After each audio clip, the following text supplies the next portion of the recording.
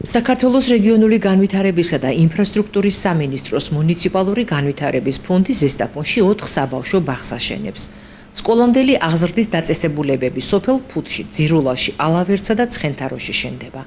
ბაღის მშენებლობის სამუშაოები სოფელ ფუთში ზესტაფონის მერმა ვასილ ველესიანმა, საკრებულოს თავმჯდომარე ვახტანგ ხამბაშიძესთან ერთად დაათვალიერა და მშენებელი კომპანიის წარმომადგენლებს შეხვდა. ახალ საბავშვო ბაღებში მოეწყობა შიდა და გარე სივრცეები, სათამაშო და საძინებელი ოთახები. ადაპტირებული იქნება განსაკუთრებული საჭიროების მქონე პირებისთვის. ბაღის შენობები 50 ბავშვზეა გათვლილი. საგანმანათლებლო ინფრასტრუქტურის მოწყობის შემდეგ სკოლამდელი განათლების სერვისებს ბაღის აღსაზრდელების საკუთარ დასახლებებში, საცხოვრებელთან ახლოს მდებარე საერთაშორისო სტანდარტების შესაბამისად აღჭურვილ შენობებში მიიღებენ. ამბობენ ადგილობრივი თვითმმართველობის პირველი ხელმძღვანელი პირები.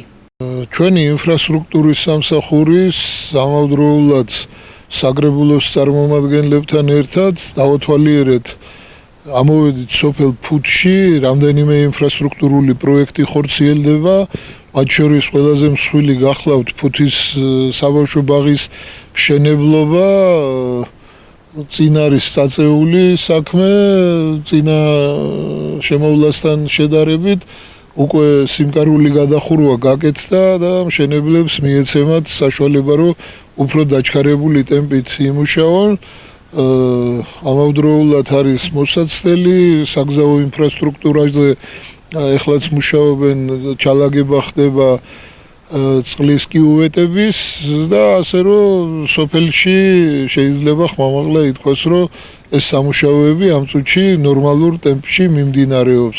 ამის პარალელურად რამდენიმე სოფელში არის ბაღების მშენებლობა მოგესწენებათ, სულ 4 ბაღი შენდება და ამავდროულად აბსოლუტურად განახლებული ინტერიერით ქალაქის მეხუთე საბავშვო ბაღი ჩაგვარდება. მშენებლობას ვერ დავარქმევთ, თუმცა იმ დონეზე კეთდება ყველაფერი, რომ ფაქტიურად უტოლდება ახალ მშენებლობას. ასე რომ თავარი ახლა ის არის, რომ ნამატი გვყავდეს და ბავშვები რაც ერთსაც სჭირდება და საბავშვო ბაღებსაც.